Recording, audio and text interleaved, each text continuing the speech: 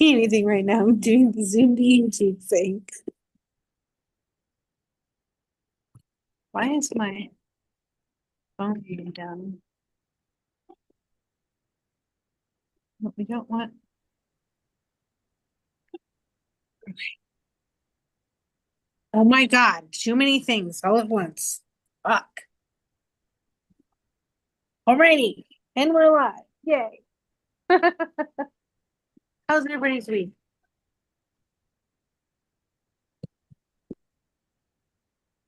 Halfway Crazy decent. busy. Ugh, okay. Yeah, Cassie and I have been pretty busy too.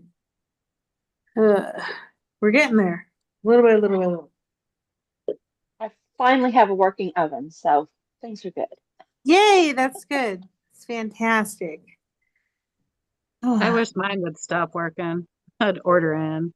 it's like I want a new one. We did that for a week. I did not like it. Right? Yeah, that's no fun. Sorry, I'm really tired. I've been up since 4 o'clock. Me too. Well, I was supposed to take my NAD supplement with my methylfolate supplement, and I completely spaced it. So I had half the energy today. So that's fun. Um, okay, but other than that, I mean, I've had a pretty okay week. I did manage to finish the rest of the chapter.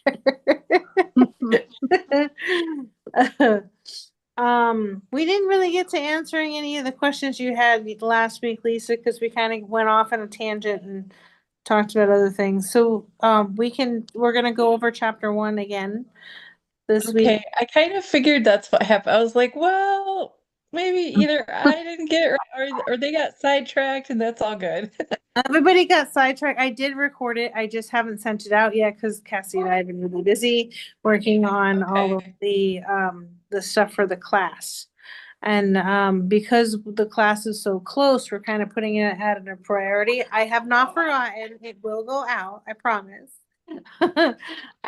We just want to make sure that we get everything done with the workbooks and the presentation slides so that we're not scrounging when class starts. So, so I have the recording for last week, and I will post it, and I will put it in email soon. So heads up, guys. My apologies. Um, Super interesting. So I'm glad I didn't miss hopefully too much. But yeah. no, you're good. You're good. I went through the chapter after, well, I had to finish the last little bit of it. But then I went through the chapter itself and I kind of highlighted some different aspects in the book, which is really helpful here on my computer. You can't really do that on a regular book because I don't like doing that to regular books. It's nice Yeah, to, I somehow didn't read the whole chapter. I read the beginning, I skipped a whole ass middle part, and then read the end. And so I saw all your questions. I was like, oh, damn, I missed something somewhere because I don't know what that's about. So do you want to read us some of your questions that you had, Lisa, so we can like begin the topic because you had so much.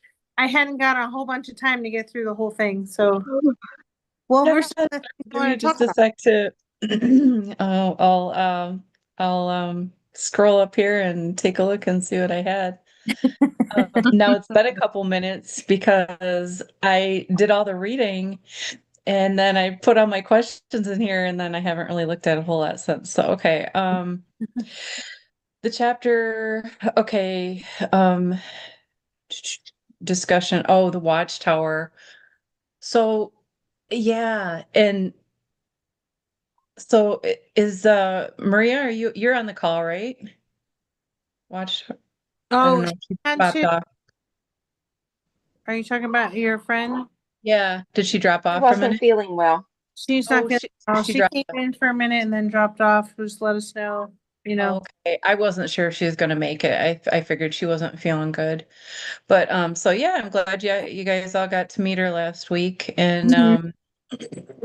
Yeah, her and I talk about all kinds of witchy stuff and connect and whatever. But so the discussion of the Watchtower, so she's very open about it. Otherwise, I wouldn't share, but she is a former Hmm. witness as well. And so yeah, just the whole conversation on that. And I can remember when it came up before, and I was like, well, that's not what I remember, but I'm finding that a lot of things that I remember, like, and you probably know this, like, too, from your dad being a witness, like, they teach a whole separate, like, for them, the Watchtower means something very different from what, like, it should mean in the Bible or like other religions teach. And so for me, it's kind of like, kind of opening my mind to realize, okay, the Watchtower can mean something else. And it's Hmm. not just these 8 governing body members of the Jehovah Witness organization, because that's really what they get at as being like the Watchtower organization, you know. That's where they get their name, Watchtower Bible and Tract Society, you know. And so it's for me, it's like kind of letting go of that and relearning what that original Well, biblical intent is. it has different originalities. Like it comes from different spaces too. So it's not just in fairy magic either. Celtic lore and Wicca uses the watchtowers as well. Right. So it's fascinating to me because I have in my mind what I think the Watchtower is, and that's probably not exactly what it is. So I just thought that was an interesting point. And then the second one was the history of the angels or the term angels. I can't remember where I saw What that. page was that on? Does anybody know? Um, I'm was looking that through. before chapter 1? Was that in their Well, creation story, maybe? No? Let me see. A um, fairy creation, here I'm asking questions and I don't even know. Next time I'll have to put page numbers. But it talked about the, Was it in the history and lore? Do you remember? oh, no, page 16, Okay, so that's gonna be in the. chapter 1. mm, I think my pages are all whacked out because I have the Yeah, 'cause we Kindle have version Kindle on. version. So like, Oh, okay.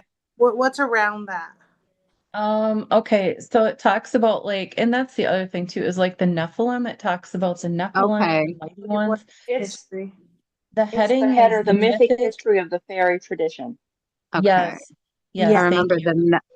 remember the Nephilim. There we Nephilim go. means fallen, but not all anthropological accounts now use the term to refer to the offspring of humanity and the angelic race, and not the fallen angels themselves. Yeah, so even the Nephilim, you know, them talking about the Nephilim and things like that.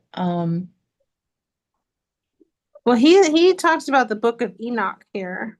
Yeah, that's the Yeah, Watchers. So I think if I understand right, the Fallen and the Watchers are different angels, right? I think so. that's kind of what I was wondering too, like I think the how, Watchers were just here and then they, slept with human women and then created the race of the giants and all that. That's in the Book of Enoch. I haven't Mhm. read it all the way through, but just the highlights. Um, okay. but I think, yeah, so he calls the fallen angels themselves Nephilim, correct? Right, right. Yes. Yeah. He Yeah. here it says the Book of Enoch and I can't say that word. Apocryphal. Okay, and banned book of the Bible describes them as wicked or fallen angels, the sons of God who took wives from the daughters of men and whose offspring were sometimes called Nephilim. Through the root of the word Neph Nephilim. yes, means fallen. And then I read the rest of that already. Mhm. I wonder in what language. he uses a lot of the, original translating the Greek word, but the Greek words themselves were a translation of something else. So the Right. Greek word may not really be exactly what was meant, do you know what I mean, in the Aramaic or Hebrew or whatever the Mhm. Greek. original one Think was. So Greek. the He's Greek was the first Bible they found, like ever in right. history. And then I think they found older ones after the fact, like Well, what's he's got the like cave? on all of his different like parts of the book, like where he says God came into the daughters of man and they bore children to them. And he has like the number 8. So if you go towards the end of the chapter, he's got all of the references where he pulls that from as well. So that's pretty awesome. Okay. Um, Yeah. Oof, I don't want to break out a Bible. That'll give me goosebumps. Okay. Sorry. I have one right in front of me, but I don't Sorry, know. I was yelling at children. Like, Oh, because I go to my daughter's in maximum martial arts, and he's very, very, very Catholic. And yeah. so like, So, I think the book of Enoch is right actually there. See, the book of Oh, yeah. Enoch, I think they actually use in like Ethiopia. It's in like their Bible. right. Okay. Some different, I don't want to say denominations, but denominations have Well, kind of different things. I think like the Catholics have books in the Bible that aren't in the Protestant Bible, I think.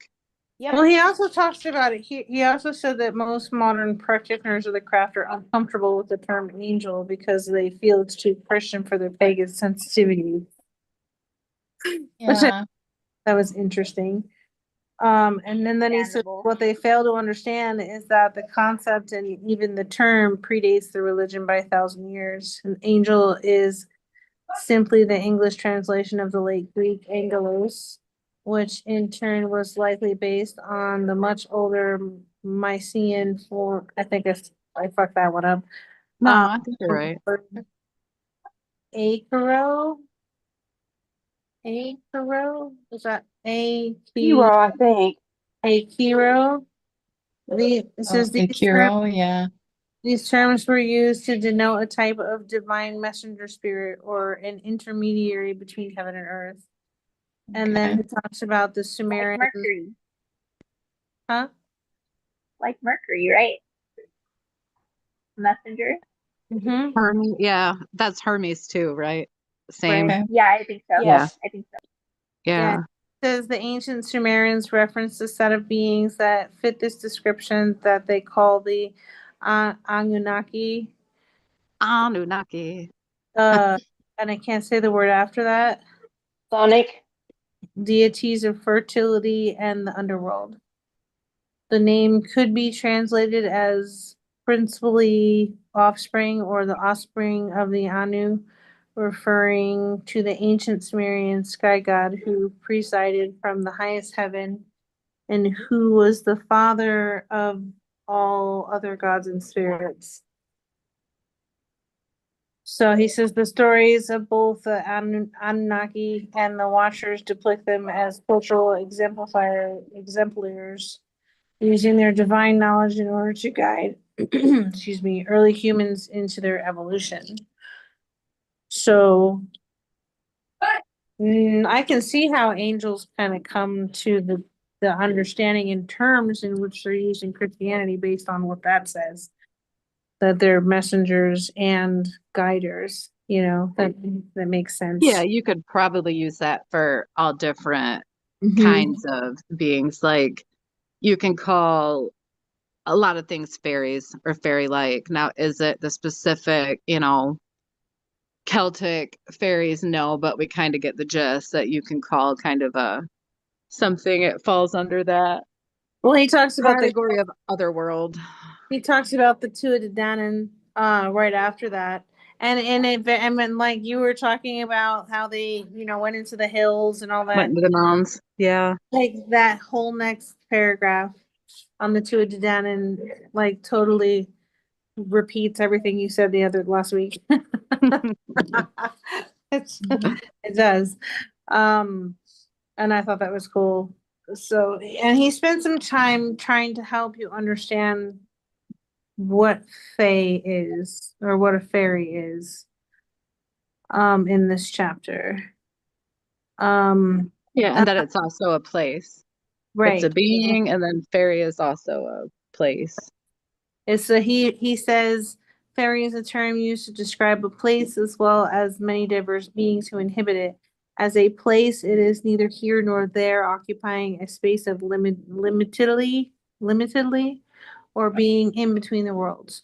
So like when we were reading the other book, his second book, he walked us through the visualization of facing our shadows. He described it as two paths. So like there's two paths with one in the middle.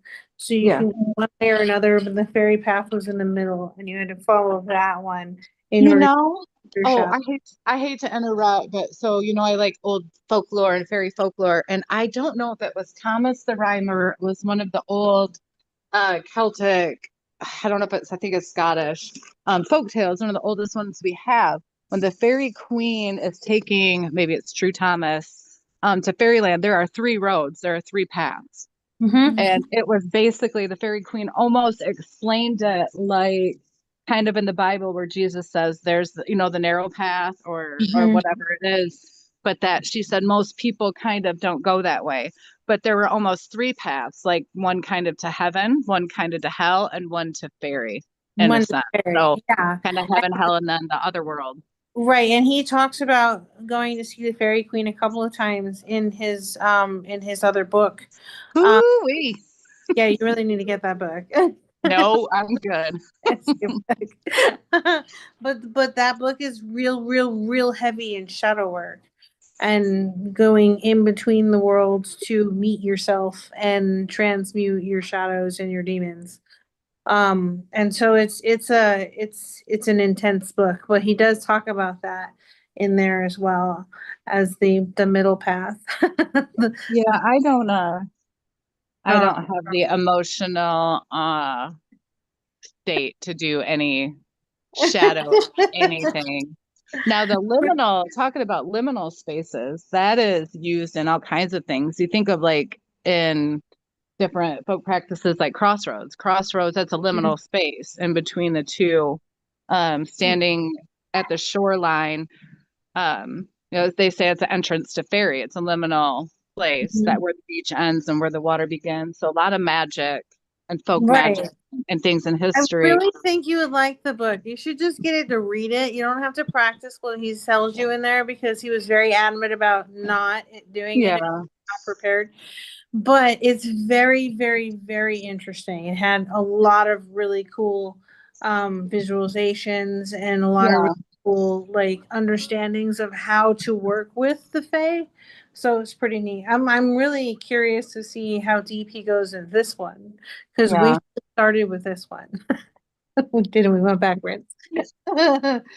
um, so that I've highlighted um a section here that says where two roads cross where two roads crossed would be one such place as I'm psychic. beach where the land meets the sea, the top of a mountain. So this talks about the different areas where you can find those liminal spaces that you're just talking about. The edge of a forest, caves, within a circle of mushrooms or a fairy ring. Um, Even day in between day and night yeah, is between another dawn one. and dusk, Mm-hmm. day and night. And then Samhain and Beltane, Yeah. then Midsummer. Uh, Yeah. Any of the the cross quarter days. talks about Shakespeare in here too. He says long been associated with fairies before Shakespeare wrote the famous play. Which play did he write? A That Midsummer's Night Dream. Oh, Midsummer's Night Dream, really? Okay, Yes. that's cool. Because he wrote a lot of plays, okay. So I wasn't sure which one we were referencing. Um, and then in the next paragraph, he talks about uh, the abduction and the possibility of being hoarded or stolen by the Fae, and how to avoid it, like wearing iron or bells. And then what you used to do is appease them by Still offering do. bread Used to do. Still do, girl. and stuff. Forever. Yeah. um so yeah, so I think it was neat that he talked a little bit about the precautions that you need to take, but while also telling you where to find them, where to look. The other book teaches you how to interact. I'm sure that the other book is way more in depth in teaching you how to interact, but I don't know if he's going to go into that in this one. Only Shannon does, because she's like read it way ahead. Smiling over there. I know. So it says the Fae inhabit what is sometimes called the other world, a dimension or realms of existence that intersects our own reality. And I love that he, really hones in on the fact that there's a lot of poetry involved in this. He also says, poetically said to exist beneath certain hills, mountains, and sacred sites, as well as more generally under the earth. The fairy realm shares this description with some pre-Christian accounts of the afterlife and certain folk traditions, even asserting the identity of the fairy people as the souls of the pagan dead. That's interesting. What do you guys think of that? So it's all of the dead, not even pagan. What we have the writing on, it's Christian people and Scotland, people that were stolen by the fairies and then seen by their family at like their funerals and stuff. There's the fairy preacher. I can't think of the book. My God. He wrote a story, or not a story, but kind of a book about the commonwealth of elf spawns and fairies. And he was teaching people about them, and he went up on a fairy hill and he died. They found him there. Oh, And he at some time appeared to one of his cousins and said he was in the other world, and that at his funeral, when that he would apparate, and his cousin was to throw a knife over his head, and then he would be able to come back, right, from fairy. And when he showed up at his funeral, the cousin saw him but was too scared to do it, and so he was whisked back away to fairy. So, and he was a Christian, I'm guessing a Protestant, what are they? They're Presbyterian, I'm going to guess, preacher. So that went on all the way, wasn't just pagan. It's everybody, just humans in general, of every probably religion, persuasion. And it lines up with like alien abductions that they talk about now. I've been reading a book about kind of the commonality, the similarities between modern alien abductions and then fairy abductions back in the day, and how very similar they are. And that There's is a supernatural episode like that. Is there? That's awesome.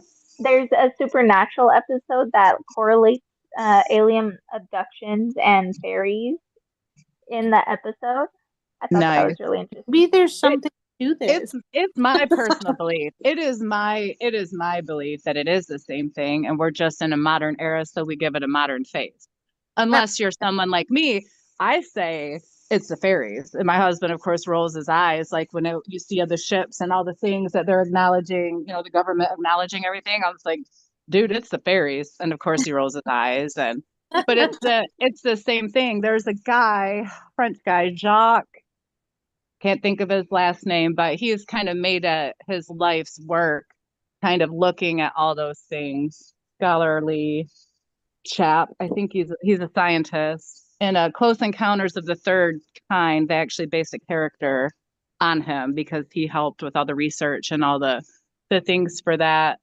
But, with a modern lens, all the UAP and the spaceships and those kind of the modern things of aliens didn't really get big until we went to the moon. You know what I mean? And then everyone started seeing spaceships and that aliens that come from another planet, when really they're probably from this planet, just they're interdimensional from here, Right, just like fairies. They can go through a rock, through a mountain, through the water, right, through a tree, through whatever. And right. there's many witnesses who've seen, UAP flying saucers go right through the side of mountains. There's no door, no nothing. They just go right through. Huh. And as I said, I'm convinced it's fairies. It's the same thing. So maybe they are something different. And fairies was the name that, our ancestors and the people of old, kind of gave them. Mhm. Right. But It makes more sense. it's the same. It's easier for people now in our time, I think, to believe in life on another planet than a fairy that comes out of a hill. Do you know what I Right. mean? Yeah. It's easier for people to kind of grasp and believe. I believe in fairies. People probably think I'm a damn nut job, but that's just because I know. I've seen. I know. It's true. It's okay. And I like, know. but I do With not have a problem certainty. being like, yo, put that shit right back because we're not doing that. Yeah. You know. Um Yeah. It says here, it says, what we have come to call fairy describes any number of different beings that all share a common series of elements. They are magical, they are strange, and they live practically among us, but most often tucked away in wild places or within or beneath the earth. Many are described as having an aversion to iron, and most being hostile to humankind, though some will even assist humans if offerings are made and respect is given. Often called the little people worldwide, though sometimes described as being quite large, their presence has been recorded and named by many different cultures all over the world. The Afar, or the elves of the Nordic mythology, the Islamic and pre-Islamic Dijin. Jen, the D silent. Like a genie. That's where Okay, got it. That's where genie comes from. The I believe. Polynesian, I don't know how to say that word, and the Mugwef of the ancient China, and I can't say that word either, or that word, or that word. You, Heather, are you? Those words. I'm just gonna slaughter them. You guys know I'm in slaughter. It's the Mogwai of China, the Okay. Patupari Rehe of the Maori, and the Yumbos of West Africa. Wait a minute, Mogwai. Why do I know that? Is that what the freaking gremlins are? Mogwai. Yes, Okay. yes. Mm. Gizmo. I'm like, why does that sound so familiar Because to me? Mowgli is in the jungle Yeah, book. but the Mogwai, that's what Gizmo was. And then Right. Uh-huh. don't feed him No, after add water midnight. to Gizmo, and he makes bad little things. Yes. Freaking love Yeah, that he's a movie. Mogwai. Yeah, That's nice. cool. There was one of the people that he talked about in here. Where is his name? It was in the history. Penderwin. That name sounds familiar to me. I just don't know what it's It's Welsh. It sounds Welsh to me. It is. Oh yeah. Gaiwadon Penderwin. Yeah, Gideon. that's Welsh. Penderwin like It's sounds familiar Gideon. to me. Well, so Pender's something. Arthur Pendragon is in like the King Arthur tales. Right. Yes. So it's Welsh, but I think he was one of the early people after the Andersons in Fairy. I think he was one of the He founding was He was was people, right? Anderson's son's friend. Okay. he initiated some of the luminary teachings inside of Starhawk. Okay. So I don't like, for me, I hope you guys are, it's not too overwhelming in sound. They're over there playing music. No, You're no, I fine. don't hear hear it. it at all. So he talks about, because there's a few people that Victor worked with when he was creating and so what my thing with Victor is, where did he learn this? That's what I want to know. Oh, there's a story, isn't it, in the beginning, or did I read it on my own? Where he No, was a it's here. kid. It's in here. The Victor Anderson story, yeah, that was one of the Yeah. things that He I was had. from 1917 to 2001. That's Yeah, how long. somewhere in New Mexico, correct? When he was a boy, Right. Yes. he had an experience. Yeah, it's right here. It says the tradition of witchcraft in 1926 in the forest near his New Mexico home. Yeah. Small dark woman who claimed that she was a fairy initiated 9-year-old Victor into witchcraft. As the story is told, he heard the sound of drums coming from the forest near his home and followed the sound until he found her in the middle of the circles. And then it gets a little bit, dicey there. As you read on. It's a little weird. Yeah. But like, but where else did he get this information from? So like, is this just from his personal I'm experience? gonna guess a bunch of different sources, probably that experience, probably some from traditional witchcraft, some from just learning, and he built a system That of That he, book. it was centered on the Welsh and Irish folklore as well as voodoo. well, he didn't really. I mean, he had kind of an unconventional system until what was it? What was her name? Blood, whatever. What is her name? Uh, Hold on, let me find it. That book that I had shared, that Drawing Down the Moon, talks about it in pretty great detail, his life Blood and how Rose. he was initiated in depth. Okay. And kind of his whole history is really, pretty. It didn't become more from what he says here, it didn't become more structured until Blood Rose came in. Okay. And then Blood Rose made it like gave it steps, gave it like, here's how you do this, like processes. And then it fell apart in like where did it in the 1990s, the early 1990s, where he says allegations of sexual impropriety with students began to surface, as it did stories of spiritual manipulation and coercion, allegations that were quickly brushed aside despite the best efforts of some.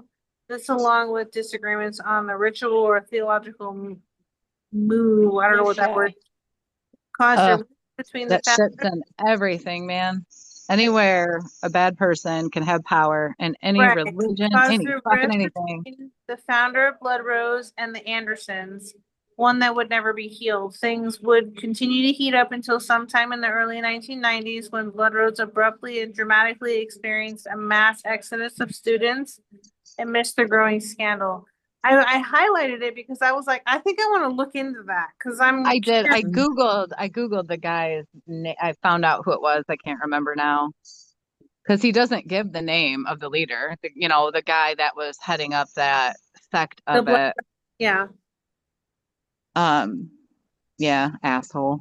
But I'm curious. I mean, I'm really curious about what all that was about. Like, because obviously people are going to make, rumors, or maybe someone just had a bad experience and then you know how that goes. No, I think he was just probably banging initiates to get laid. That's what it was. It was some guy in power who was doing what they do. And like I said, it happens in any That would religion, never happen. any when someone is in the place of authority. I guess that's what I'm Yeah. looking for. You get an asshole in a place of authority. So it wasn't everybody. It's probably this one asshole, that was doing the teaching and doing the things and taking advantage of people spiritually and all the other ways because he's a fucking asshole.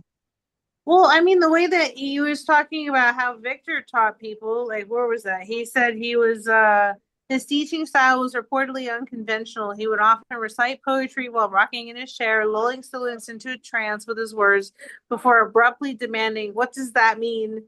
Forcing the student back into a rational mode of awareness. These shifts in consciousness were essential for developing the skills necessary for both traversing the astral worlds, as well as returning with the ability to logically examine the often illogical experiences one had there. So, like, I feel like that would be very uncomfortable. Very traumatizing, maybe. Well, Like very yeah. uncomfortable in the Imagine meditating or even just sitting in silence and someone no. comes up and is like, and you're like, oh, fuck. And then they keep doing it after they, lull Right. you into a sense of a peaceful place at a waterfall. And there's, you know, chirping birds and it's beautiful. And then all of a sudden, hey, fucker, and pull you out of it. Like, wait, but how does that help you? maybe so you can get out of a trance. This is my guess. This is to get you out of a state you don't want to be stuck in. So if you are in the astral, whatever, you're going to get used to being jarred out of it. You're going to learn how to jar yourself out of it. Because what if some people get stuck? But there are like a whole bunch of like all kinds of different traditions have different ways of reconnecting because astral projection is not just a fairy tradition. Right. But I think that's just the language that they have. Do you know what I mean? Sometimes they just have to use familiar language to what people understand. He is having people, what it sounds like, go to, say, the other world. If it is about fairies, that's his spiel. You know what I mean? That's his line of whatever. But wouldn't that cause a traumatic disconnect? I don't think so. I would like to be able to get out and break it off. It doesn't sound like they were doing it for a long time, but people kept doing it, so clearly it worked. The dude wrote this book, Right, he right. still practices today. So I would say no. He had some reason for wanting them to do that. It's like I've taught myself when I'm having a nightmare, I can get myself out of it. I taught myself to shake my head violently when I'm in a bad dream. In the dream, I shake my head, violently, like I'm about to break my neck. And what that does is causes me to do it in this world. And I wake up from the nightmare every single time. I learned that when I was like in my 20s. So it's a way to get yourself out of something. If you think of it like a dream or a nightmare where you can't get out all the time, I can get myself out by violently shaking my head in my dream. And I remember it. It's planted in there. I remember how to do it. Well, there's so many different ways to do it. Like you're really just but he's got to teach them one way. That's the way he knows. If that's how he does it, you know what I'm saying? What else is he going to teach them? He's not going to teach think someone something else's else way. maybe to keep in mind too is this is just the bare bones of it. Like we don't know if he was like, because I've played around with different herbs, we'll say, not like the legal kind, Right. but like hedge, like doing a little hedge witch, and if you've ever used like the witch's flying staff or things like that, that just kind of lightly put you in a trance. We don't know what he was using. Maybe they used something like They could have that. been tripping on acid. They could have been tripping on anything, and maybe that was a method that jarred them into some experience. True. I'm just saying. Huh. Yeah. Right? That's just, I just like to pick things apart because we should. Yeah. Mm-hmm. Or he was just a dick and like to Or he fuck was with just people. a dick. You know what I That's- mean? There's always that. That's Well, always on the table. he says, so there was a greater flexibility in his teaching style than is usually seen in other traditions in which rituals or customs are strict and handed down in a linear fashion. And then his wife was a completely different practice. See, So and then in the poem we start talking about strange and beautiful weeds. So hey, we're onto something here. well, he's talking. He says that his wife is a witch. Dandelions, never mind. His wife It's was a weed. a witch, and so she did. She says the rich magical traditions of the American South, particularly the region named for the apple. I'm gonna fuck it up. Appalachian. You got it, girl. Was the hotbed of folk magic.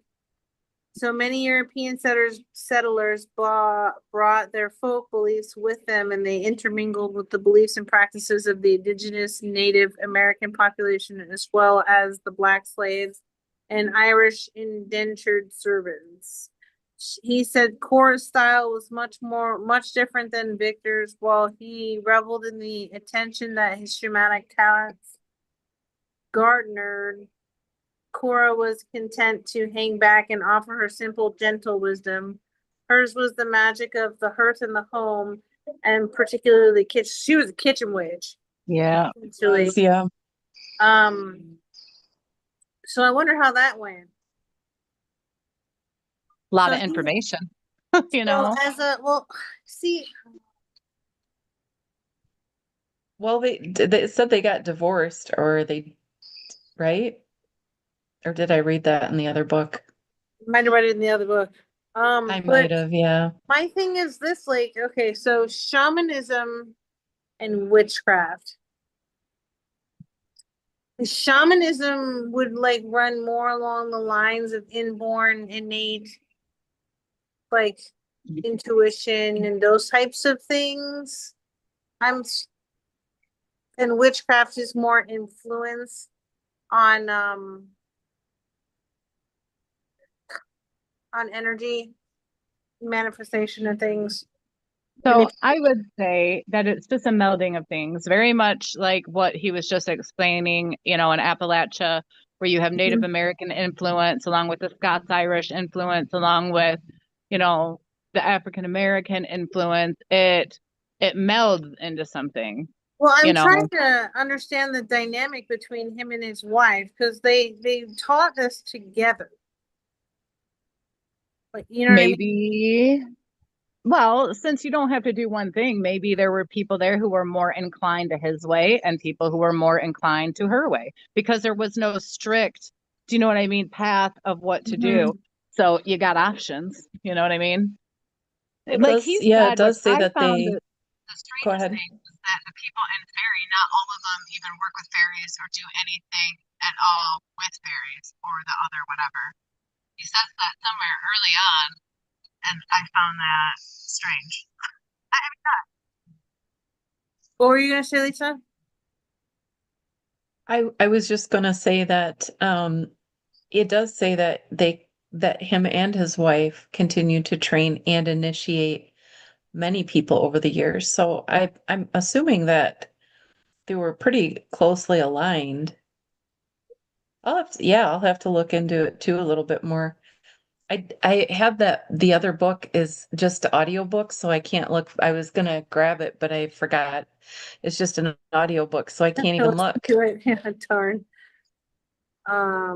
So yeah, so he works alongside his wife, then the Godwin Penderwin comes in.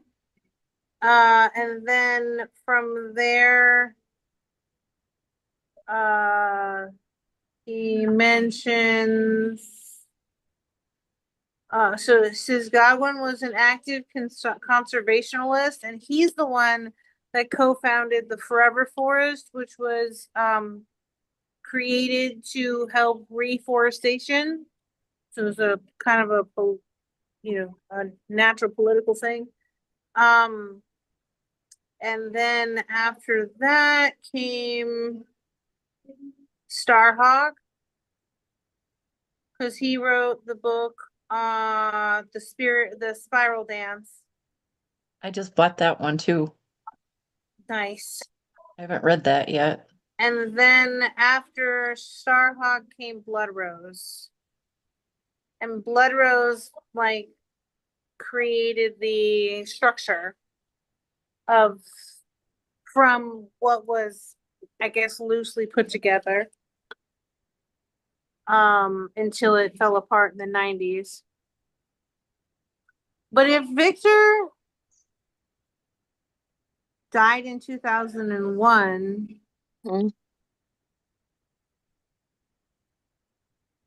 2007. But but yeah. it's said under his name earlier in the chapter. It said, I'll go back. It said Victor Anderson, 1917 to 2001. Okay, that's interesting because that last paragraph on page 23 of my copy says 2007. 2007. Yeah. Or is she talking about somebody else? Maybe she Continue. continued teaching. The Coven's founder pulled back. Oh, yeah. Interesting. No, I Okay. wonder if the Blood Rose, I think he's talking about Blood Rose, Mm, died in 2007 because Victor was already passed by then. okay. Okay.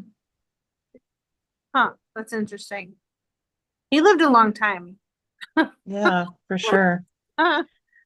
Didn't it say in here too that he had, I think that was one of my questions too, about his son or something? And like, I'm like, His what son and happened to that his Gideon son? Pardawin were friends. So Blood Rose, Yeah. Blood Rose So the friend went on to continue to practice, but what happened to the son? What were you gonna Doesn't say, say. Kate? so Blood Rose, that's the one that got all the trouble, right? Right. It was created by Gabriel Carrillo.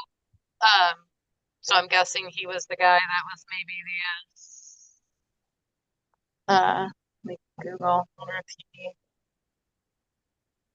Let's see.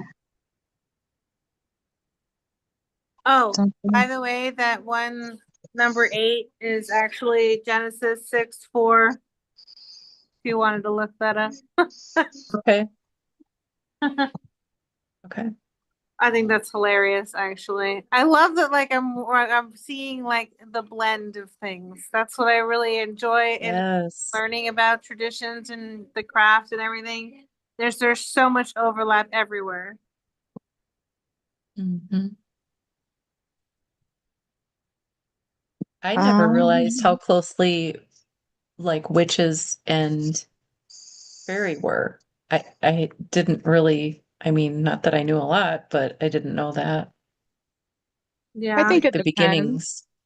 I don't know. Does Wicca does more with the goddess. I don't know. Hey, kitty.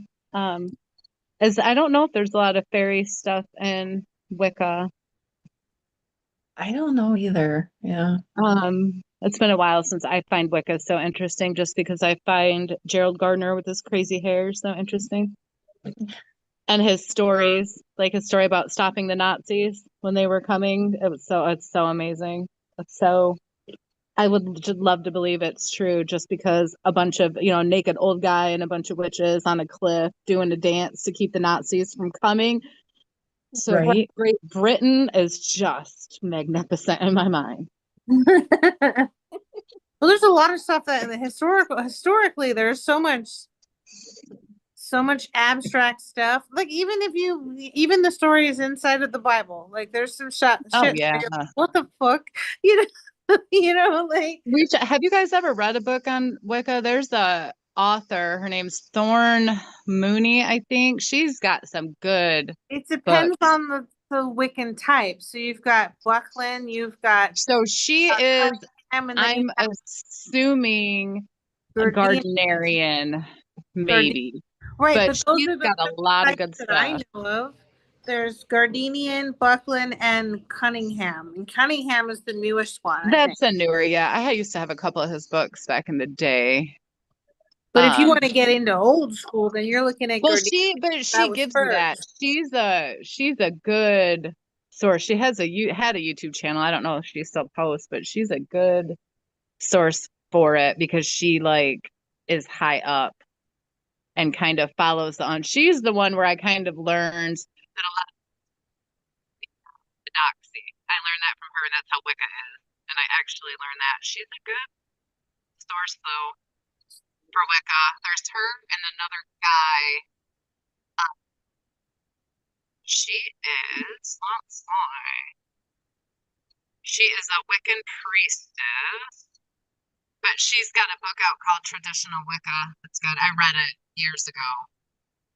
It's Of really, her, but I don't think I've read anything by her yet. I'll have to yeah. And look like I it said, up. you can watch her on YouTube.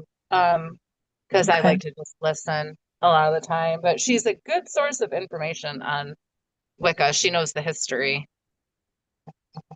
And then, how it's still practiced today. I believe she practices the old kind of the way Gerald Gardner did.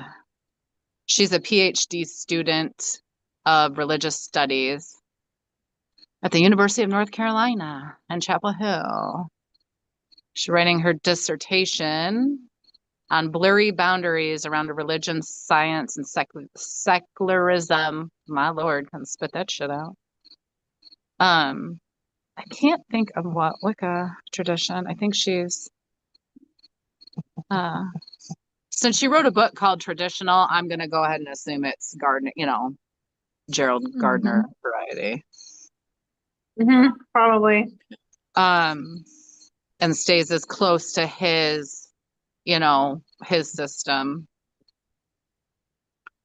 But I find it so interesting how they put it together, and the same thing with the traditional witchcraft and the they have to build some of it themselves. They have to go find the stuff, but then how they kind of put it together into even a loose system. I find that awesome. Christina's convinced that I could start a cult if I wanted to put one together.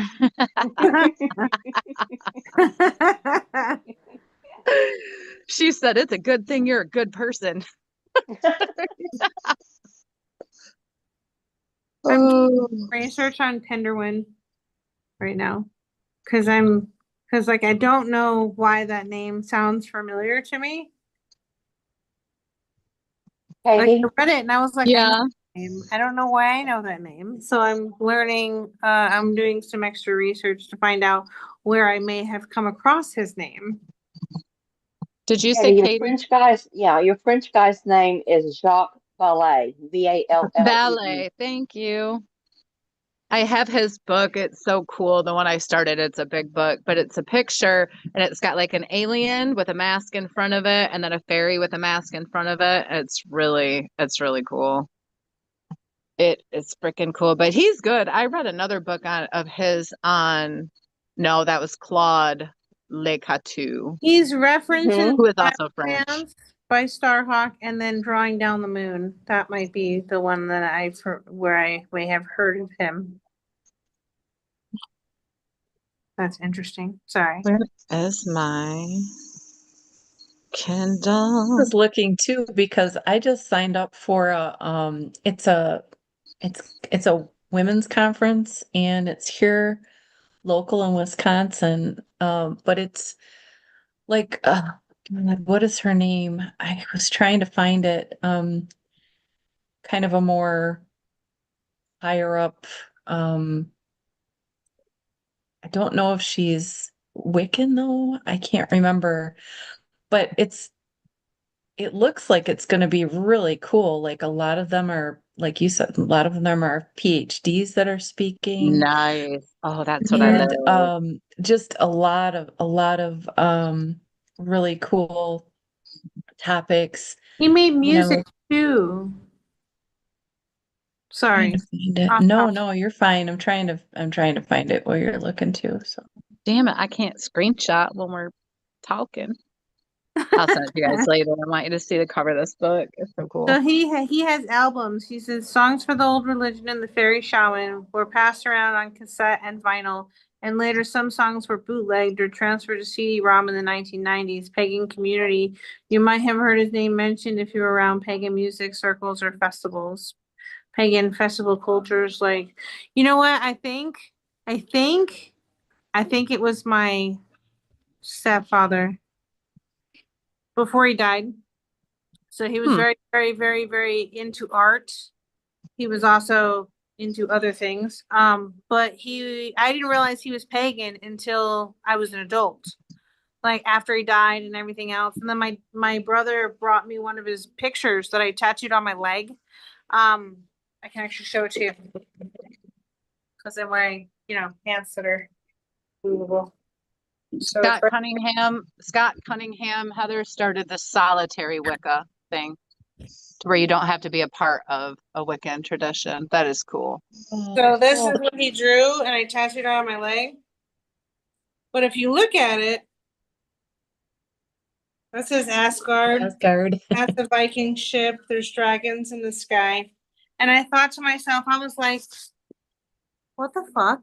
And then I realized that my stepfather was very, very pagan, and I didn't know. Like, I didn't know. And that explains so much because we used to go out into the woods and he